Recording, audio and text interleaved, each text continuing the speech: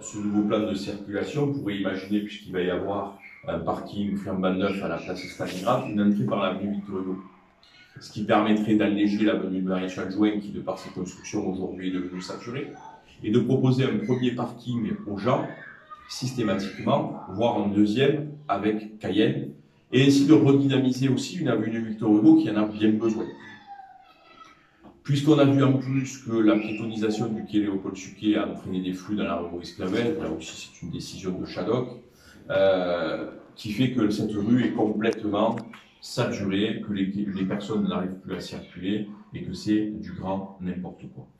Ce nouveau plan de circulation aussi pourrait s'appuyer sur le parking que nous préconisions à la zone du Mascoulet, avec la future salle Brassens qui était décrite dans nos projets, et faire un deuxième lieu de relais, puisqu'il est urgent de ne pas précipiter les gens au cœur de ville lorsqu'ils n'ont rien à y faire. Un touriste aujourd'hui tourne.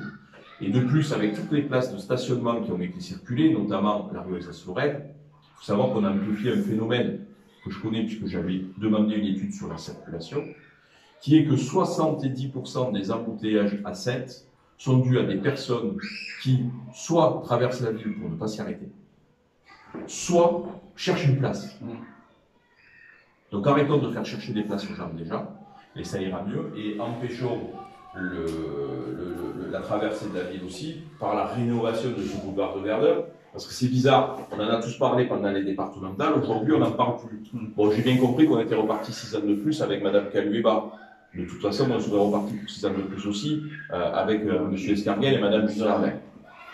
On n'a pas parlé aussi du social, où là aussi il y a quand même une grande défaillance avec la chute du budget qu'on a pu avoir, dans une période qui est difficile. Donc nous demandons à ce que les crédits qui étaient alloués au CCAS et les subventions diverses soient remis en place, puisque l'an prochain, nous n'aurons plus 1 million d'euros à attribuer aux centenaires Brassens. Et on connaît la situation de la population sur 7, avec un taux de pauvreté qui avoisine les 30% dans certains secteurs. Au niveau de nos propositions aussi, on l'a dit, sur la ZAC entrée ouest, on propose l'établissement d'un rond-point à la place des feux.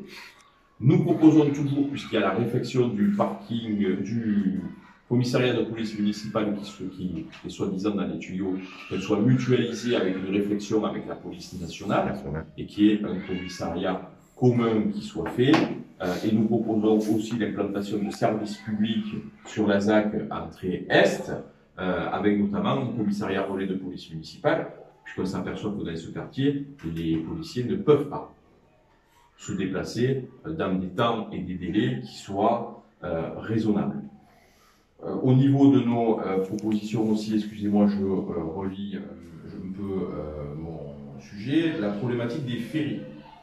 Nous avons saisi Jean-Claude Guessot, président de Port Sud de France, au sujet de la clientèle qui fréquente les ferries et d'une éventuelle discussion avec la mairie pour faire un parking de délestage pour ces personnes-là. Nous avons l'ancien Lidl à l'entrée de la Pérade. Aujourd'hui, nous avons un grand terrain qui est à l'abandon. Pourquoi ne pas guider cette population en attente là-dessus, en coordination avec le port, et leur dire voilà, quand l'embarquement est à 8h30, vous irez, et on fait comme quand on a les stations de ski, on fait des blocages et on dit aux gens allez-y 10 par 10.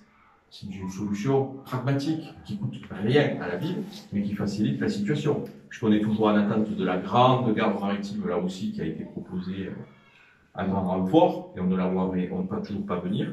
Donc j'ai demandé à Cédric de porter cela en audience au Conseil régional. Nous avons aussi le projet sur la pêche européenne, qui va encore diminuer les jours de pêche.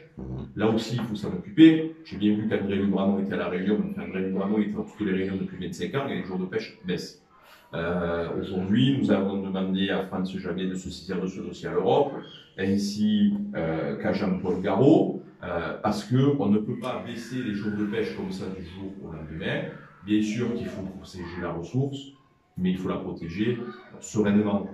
Et quand on multiplie en plus la problématique des éoliennes, qui devient aussi un sujet de campagne présidentielle, là aussi nous sommes opposés à ces éoliennes en mer, nous préconisons les hydroliennes. qui sont, et d'ailleurs tous les experts nous donnent raison sur ce sujet-là, qu'ils soient écologistes ou pas, à part certains ayatollahs qui sont là-bas. Voilà, au niveau de nos propositions, je pense que on a fait le tour. Et je vais juste vous montrer deux choses quand même qui dénotent un